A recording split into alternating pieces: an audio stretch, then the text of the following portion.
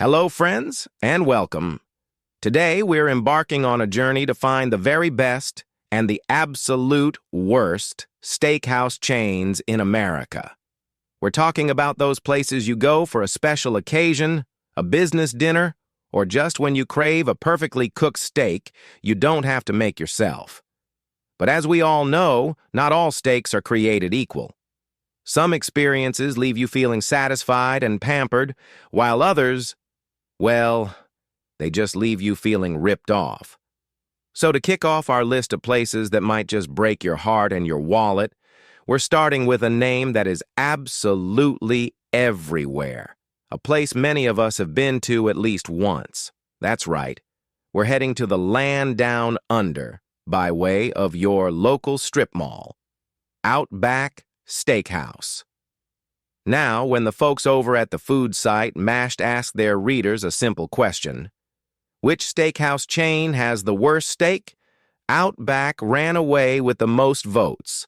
And that begs the question, why? Well, friends, it really boils down to the quality of the beef itself. You see, Outback typically uses USDA choice grade beef. Now, there's nothing inherently wrong with choice. But the truly high-end steakhouses, they exclusively use USDA Prime. As one former restaurant manager explained, a steak earns that prime rating because of the beautiful marbling of fat within the meat. That's the key. That's what gives you that melt-in-your-mouth tenderness and juicy flavor. Without it, you risk getting what so many diners complain about at Outback. A steak that's tough, dry, and a real workout for your jaw. And then there's the theme. That whole "G'day, mate" Aussie shtick. Some find it a bit amusing, others a bit tired. But here's a little tidbit you might find interesting. Outback Steakhouse is about as Australian as a Florida orange, because that's exactly where it was born. Tampa, Florida. Back in 1988, the founders wanted a theme that was different from the standard Wild West decor of other steakhouses. And what was huge back in the late 80s? The movie Crocodile Dundee. So, you'd think the menu would be a culinary tour of the land down under, right? Well, not so much. Despite names like Kookaburra wings or Tasmanian chili, none of it is authentic Australian fare. And yes, I'm sorry to report, that includes the beloved and completely American-invented bloomin' onion. So at the end of the day, you're getting an American idea of Australia, with beef that, frankly, often misses the mark. It's a popular spot, no doubt, but for a great steak, the evidence suggests you might want to look elsewhere.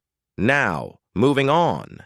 If you think an inauthentic theme is forgivable, what about a place that feels like it's just a shadow of its former self?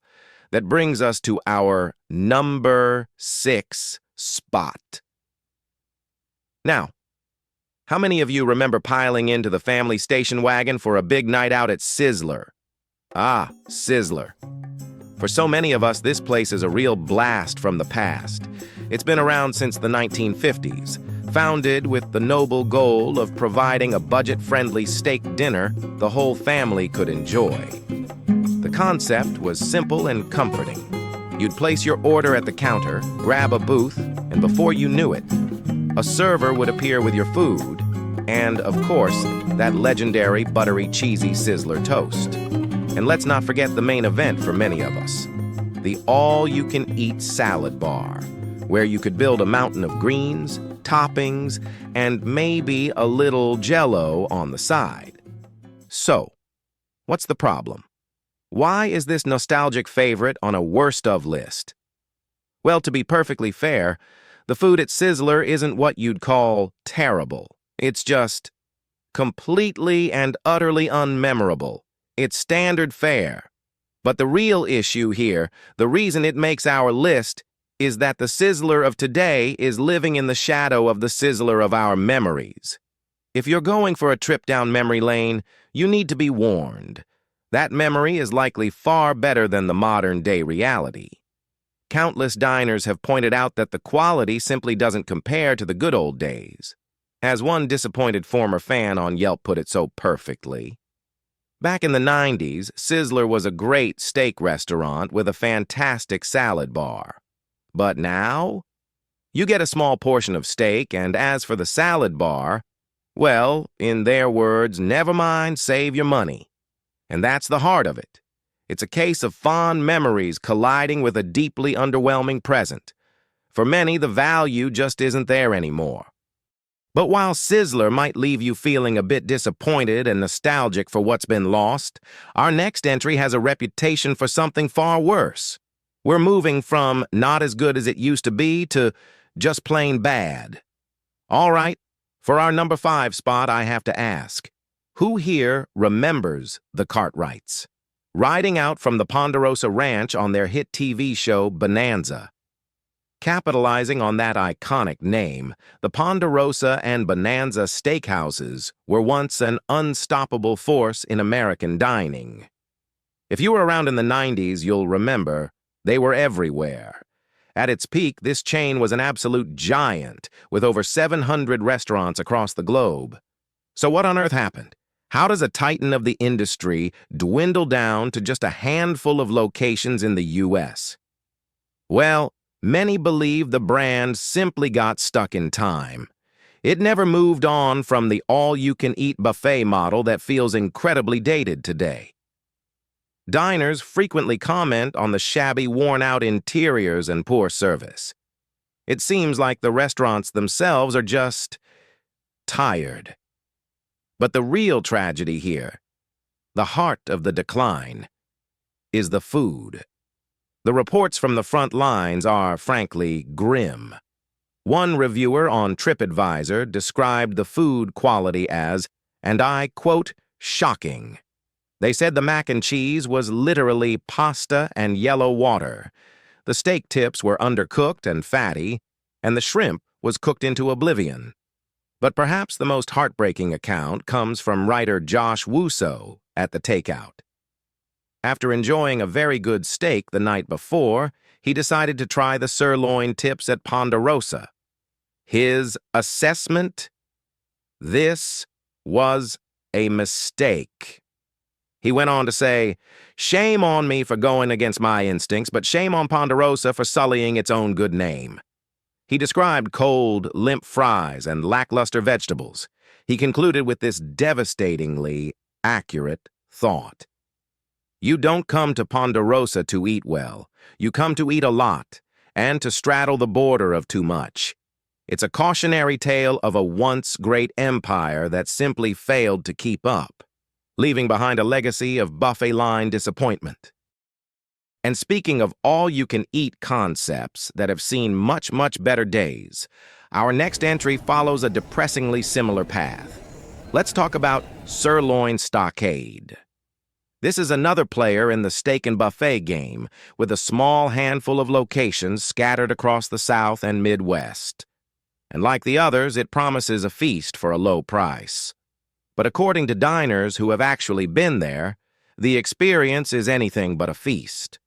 The reviews are a consistent chorus of complaints about depressing interiors, bad service, and downright appalling food quality. To put it in the blunt but effective words of one Yelp reviewer, even if you feel like slumming it, there are better options than sirloin. And when you dig into the specifics, it gets even more grim. One Google reviewer penned a review that reads less like a critique and more like a desperate plea for intervention. They opened with, "It's time to close this horrible place." They went on to describe a steak the size of a baby shoe and just as tough. And this next part, folks, is where it goes from just bad to genuinely concerning. They reported spoiled items on the salad bar, specifically cottage cheese, and even after alerting the staff, the spoiled food was simply left out for other customers. That's not just poor quality, that's a serious red flag. The review ends by mentioning rock-hard dinner rolls and this final piece of advice. All in all, Save your hard-earned money and eat anywhere else. And just in case you were holding out hope that a sweet treat might save the meal, another diner on TripAdvisor had some very strong words for the desserts. They called them, and I am quoting directly here, the worst, most fake, foul-tasting, meal-ruining desserts in the state of Texas. When multiple reviews across different platforms are practically begging you to save your money and stay away, it's probably wise to listen. All right, we've spent some time in the land of budget buffets.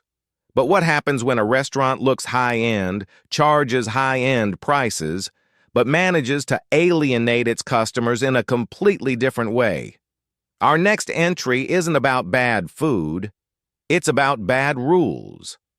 Now, for our number 3 spot, we're shifting gears completely. The restaurant we're about to discuss isn't a budget buffet, and it isn't a faded memory from the 90s. Let me be clear right from the start. Steak 48 is a high-end, sophisticated steakhouse chain. By many accounts, the food is often very good, the meats are high quality, and the dining rooms are beautiful. So why on earth is a place like this on a worst of list? Well, it turns out that a great steak can be completely soured by a bad attitude. And Steak 48 became infamous for a set of rules that many diners found to be frankly pretentious and off-putting. First, there's the famously strict dress code. The restaurant's website states that to maintain an enjoyable environment, things like athletic wear, excessively revealing clothing, or printed t-shirts will not be permitted. It goes on to say, we always appreciate collared shirts and/or sports coats. It's a dress code that many felt was a bit too controlling. Second, the restaurant sparked controversy when it rolled out a $100 minimum spending requirement per person at several locations. Now look, chances are you're going to spend over $100 on a nice steak dinner there anyway. But for many people, it was the principle of the thing. Being told you had to spend a certain amount just felt arrogant. But the last straw, the policy that truly soured the experience for countless diners, was the automatic gratuity. For many Americans, a tip is a thank you for great service, not a mandatory fee. And Steak 48 took it a step further, as one furious diner on TripAdvisor explained it perfectly. Requiring gratuity no longer makes it gratuity, it is merely a service fee. And then, he points out, the restaurant added an additional line item under that fee to provide an additional tip. His conclusion? That move was, and I quote, beyond offensive. So, you have a restaurant that tells you what to wear, tells you how much you must spend, and then decides for you how much of a tip you're giving. It doesn't matter how good the steak is at that point. For many, the experience feels less like fine dining and more like being handed a list of demands.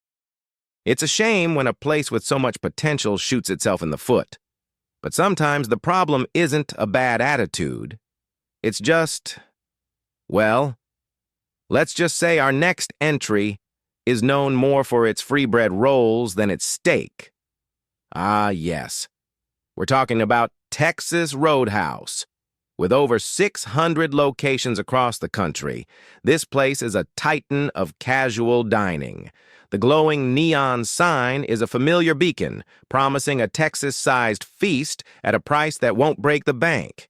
And let's be fair, the chain has a legion of devoted fans, and for good reason. The value is undeniable. And more importantly, there are those rolls. Come on, we have to give credit where it's due. Those hot, fresh from the oven rolls with that whipped honey cinnamon butter are legendary. For some people, that alone is worth the trip. But we're here to talk about steak. And once you look past that irresistible bread basket, does the main event actually measure up? Well, the general consensus among steak lovers is It's just okay. Decidedly average. The discussion boards on Reddit paint a very clear picture of this. As one user put it bluntly, if you're trying to go somewhere for a steak that's going to be top of the line, this ain't it. But it's decent enough for the $20 or so you'll spend. But another user summed it up with an analogy that is just perfect. They wrote, Texas Roadhouse is to steak as Chili's is to hamburgers. And that says it all, doesn't it?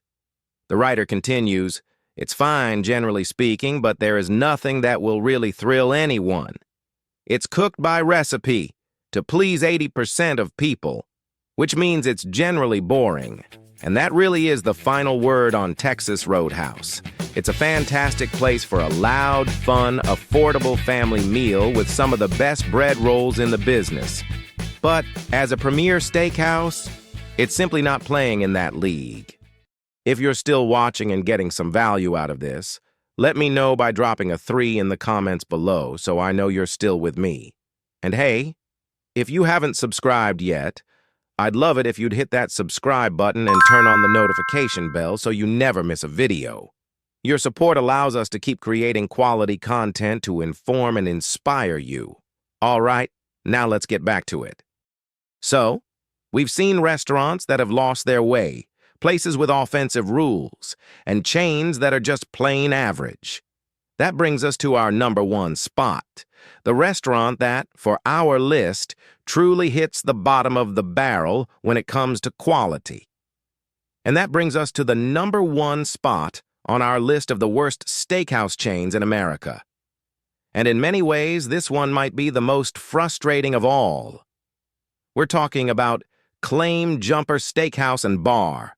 It has steakhouse right there in the name. It even has bar. It sounds like a place that knows exactly what it is, but the reality is much, much different. The biggest problem with Claim Jumper is a classic case of a restaurant doing way, way too much. It's a jack of all trades and master of absolutely none. You look at the menu and you see steak, sure. But then you also see wood-fired pizzas, pastas, burgers, tacos, even chicken pot pie. And as anyone who understands the restaurant business knows, when a kitchen is trying to be everything to everyone, it almost always ends up being nothing special to anyone. But here's the part that is so baffling, so utterly confounding about Claim Jumper's failure. They reportedly use quality USDA prime beef, and by all accounts, the portion sizes are enormous. So you have great ingredients and huge portions. That should be a recipe for success. So where does it all go so wrong? It seems the answer is a profound, soul-crushing sense of mediocrity that infects the entire experience. One Yelp reviewer captured this feeling perfectly, writing, "Everything about the experience was average. The service was average, the appetizers were average, and the ambiance was average."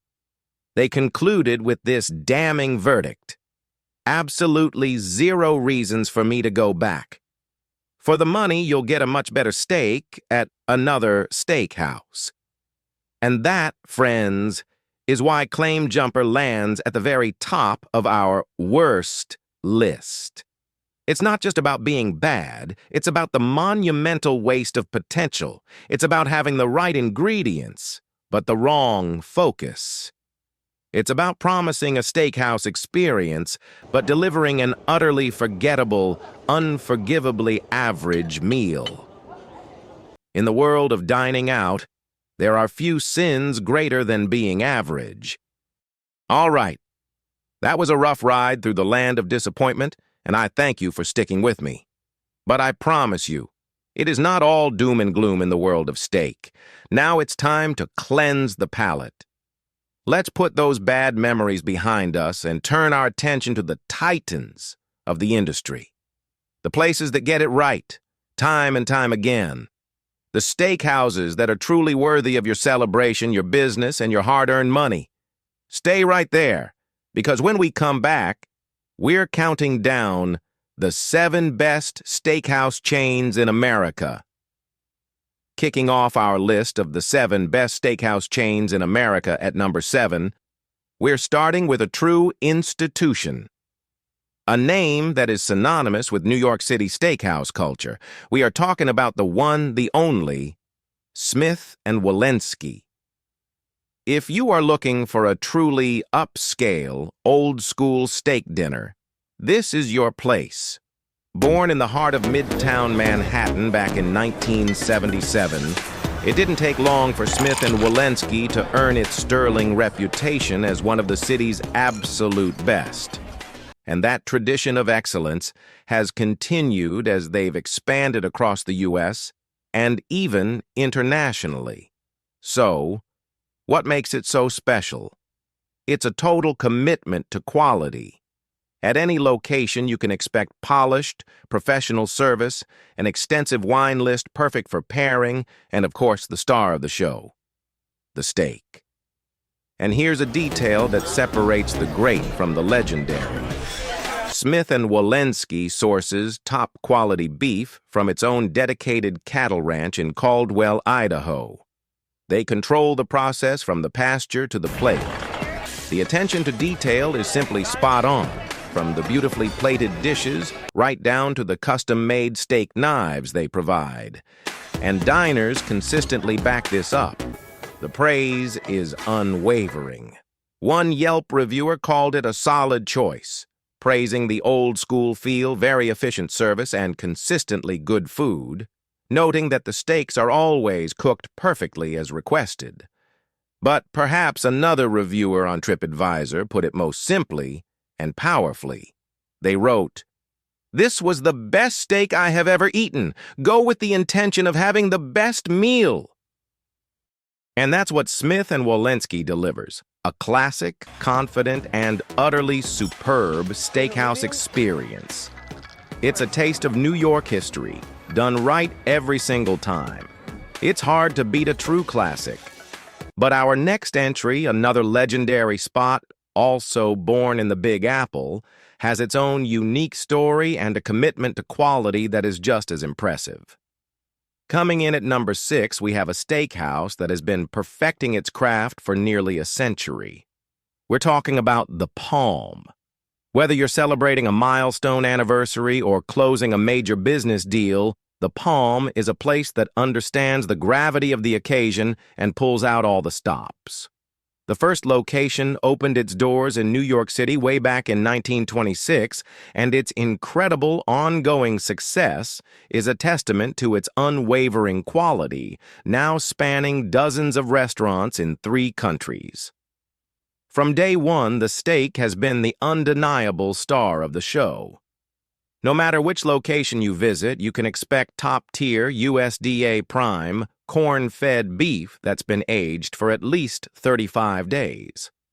They offer all the icons, the New York strip, the filet mignon, the bone-in ribeye, all seasoned beautifully with kosher salt and finished with just a touch of parsley butter. But to truly understand what makes the Palm so special, you have to appreciate its philosophy of simplicity and perfection. And honestly, one Yelp reviewer explained it better than I ever could.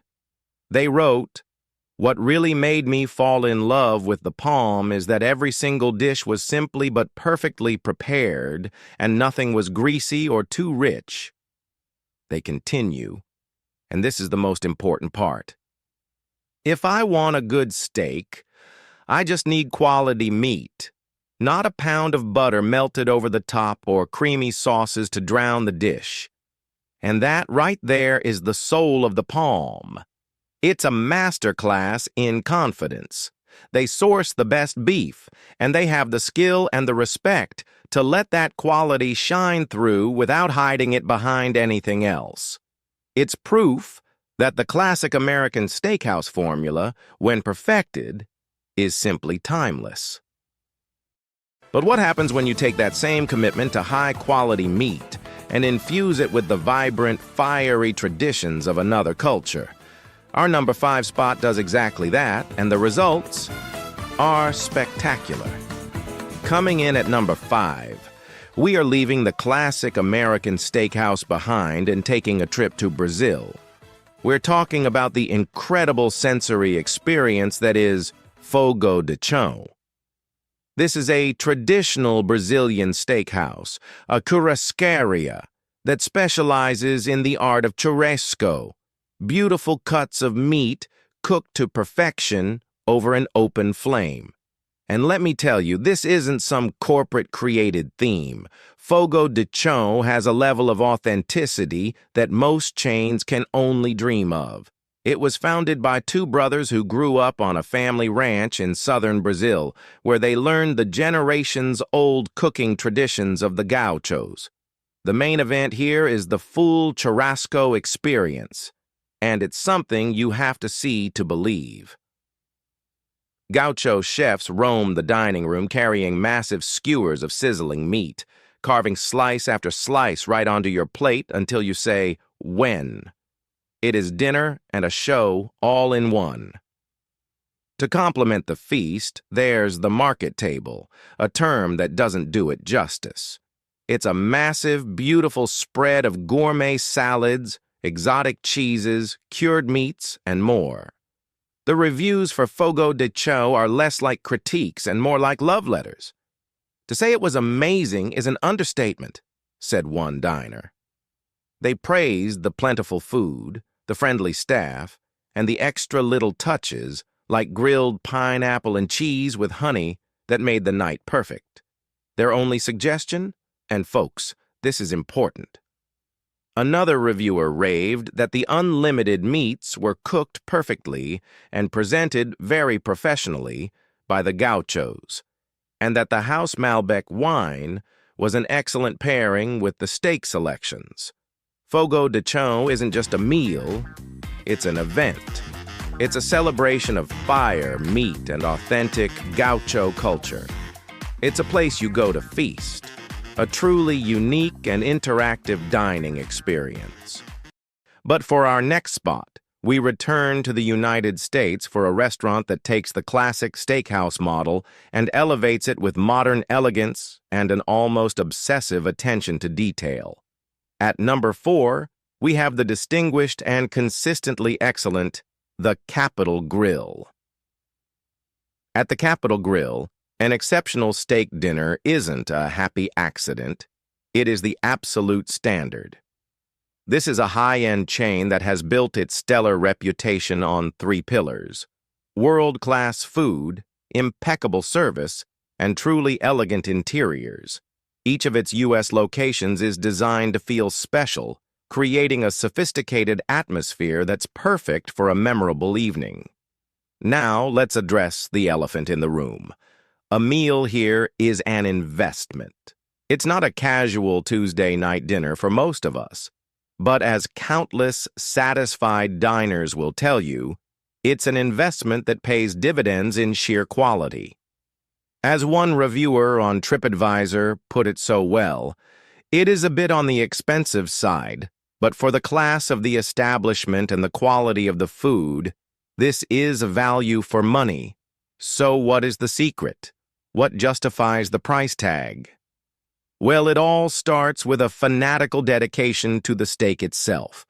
First, every single steak they serve is dry-aged on site in their own dedicated meat lockers for a minimum of 18 days, a process that develops an incredible depth of flavor and tenderness. Then, those steaks are hand-cut each and every day by the restaurant's in-house butchers to ensure that every portion has that perfect balance of meat and fat. That is a level of hands-on craftsmanship that is virtually unheard of in most chains. This meticulous process results in their incredible signature dishes, like the famous porcini rubbed bone-in ribeye. The rest of the menu, from the silky lobster bisque to the world-class wine list, is just as impressive. The Capitol Grill is quite simply the complete package. It's where sophisticated ambiance meets meticulous craftsmanship.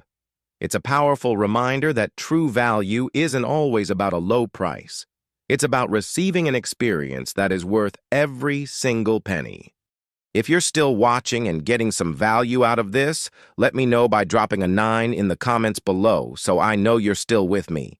And hey, if you haven't subscribed yet, I'd love it if you'd hit that subscribe button and turn on the notification bell so you never miss a video. Your support allows us to keep creating quality content to inform and inspire you. All right, now let's get back to it. It's a place that has truly mastered the art of the elegant American steakhouse. But what happens when one of the world's most famous celebrity chefs decides to put his own modern, innovative spin on that concept? Our number 3 spot is a legend for a reason. That legendary chef is, of course, Wolfgang Puck. And the restaurant, coming in at number 3 on our list, is his sleek, modern, and critically acclaimed steakhouse, CUT. When Chef Puck opened his very first steakhouse back in 2006, he didn't mess around. He opened it inside the iconic Beverly Wilshire, a Four Seasons hotel in the heart of Beverly Hills. It was an instant sensation. So much so that just 1 year after opening, it was awarded a coveted Michelin star. That, my friends, tells you the level of excellence we are discussing. With only a few exclusive locations in the U.S., CUT consistently receives glowing reviews. Diners rave about the service staff, who go above and beyond, the stunning ambiance, and the absolutely incredible food. As one loyal customer wrote on Open Table, "The consistency of food and service at this restaurant is outstanding. We always have an amazing experience at CUT, one of our favorite restaurants." So, what makes the food so special? CUT takes the classic steakhouse idea and gives it a brilliant modern update. Now, steak is still the main attraction here, with flawless USDA prime cuts and even the ultra-luxurious Japanese A5 Wagyu beef, but it's the other dishes that truly showcase Wolfgang Puck's genius. We're talking about creative masterpieces like a vibrant beetroot tartare with whipped feta cheese, or a delicate sea base served with toasted almonds and rum-infused raisins. It's inventive without being pretentious and sophisticated without being stuffy. CUT is what happens when a culinary master takes a beloved classic and elevates it into a work of modern art. It's proof that a master chef's vision can create an unforgettable steakhouse. But you don't always need a celebrity name to build an empire. Sometimes all you need is one brilliant idea, executed with relentless, near-perfect consistency. Our number 2 spot is a household name for a reason. And that name, coming in at number 2 on our list, is the legendary Ruth's Chris Steakhouse. If you want a classic, high-end steakhouse experience that will be the exact same level of excellent, whether you're in Chicago or Cancun, this is your place. More than any other chain on this list, their entire brand is built on one thing: unwavering consistency. The menu is a hall of fame of steakhouse classics, from perfect crab cakes to sides like creamed spinach. But the star of the show, the thing that makes Ruth's Chris, is their signature method. They take a beautiful cut of USDA prime beef, cook it in a special high-temperature broiler, and serve it on a plate that is heated to a blistering 500 degrees. You hear it before you even see it. That signature sizzle of the butter on the plate, a sound that guarantees your last bite will be as hot and delicious as your first. It's a simple, brilliant idea, and it's this reliability that diners praise above all else. As one loyal customer on TripAdvisor put it, "We have eaten at many RC locations around the country because we have never been disappointed. We always get the filet, and it is always amazing." But another fan on Quora summed up the genius of the brand with an analogy that sounds strange at first, but is absolutely perfect. They wrote, "Ruth's Chris is the McDonald's of fine dining steakhouses, and I mean that as a compliment." They explained, their primary virtue is consistency. If I walk into a Ruth's Chris anywhere in the country or world, I pretty much know what I'm going to get in terms of menu, service, and ambiance. And that is the true power of the Ruth's Chris brand. It's not about surprising you. It's about never, ever letting you down. It is the gold standard for reliable, high-end steakhouse dining across the globe. It's an icon of consistency and quality. So what could possibly top it? What restaurant could take the #1 spot on our list? Well, our final entry is a place that surprisingly has a direct connection to one of the worst restaurants we talked about. But it proves that a true commitment to fine dining can create something absolutely magnificent. We have finally arrived. The #1 best steakhouse chain in America, according to our list, is the superb Fleming's Prime Steakhouse and Wine Bar. And now for that surprising connection. Take a guess who owns Fleming's, the very same company that owns and operates Outback Steakhouse. I was floored when I found that out, too. It is the ultimate tale of two steakhouses. While Outback often gets called out for its gimmicks and inconsistent steaks, Fleming's is its polar opposite. It is a sophisticated, top-tier fine dining experience that receives stellar reviews for its outstanding food, its impeccable service, and its wonderful ambiance. As one very happy Reddit user put it, "I love Fleming's. This is one of the only expensive steakhouse experiences that I've actually enjoyed." That right there speaks volumes. In fact, its LA location is so good, it's been named one of the best steakhouses in all of Los Angeles. So, how does Fleming's get it so incredibly right? It starts, as it should, with the beef. High-quality USDA prime, sourced from family-run farms in the Midwest. Each steak is seasoned with a special house blend and then seared to perfection under an intensely hot 1600-degree broiler, creating that flawless crust every steak lover dreams of.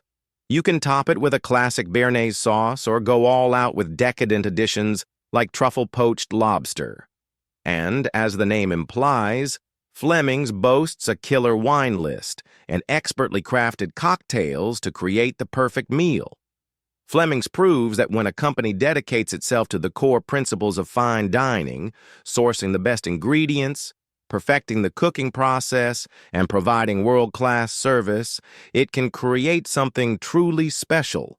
It is the complete package, and it is a very worthy holder of our #1 spot. And there you have it, folks. From the cautionary tales to the titans of the industry. From the bottom of the barrel to the absolute best of the best. It's a wild world out there in the steakhouse business, and we hope this guide helps you find the perfect steak for your next special night out. What do you think of our list? Did we get it right? Did we miss your favorite? Let us know in the comments below. We love to read your thoughts. If you enjoyed this culinary journey, please give this video a like and share it with a friend who appreciates a great steak. And to make sure you don't miss our next investigation, be sure to subscribe and ring that notification bell. Until next time, eat well, and thank you so much for watching.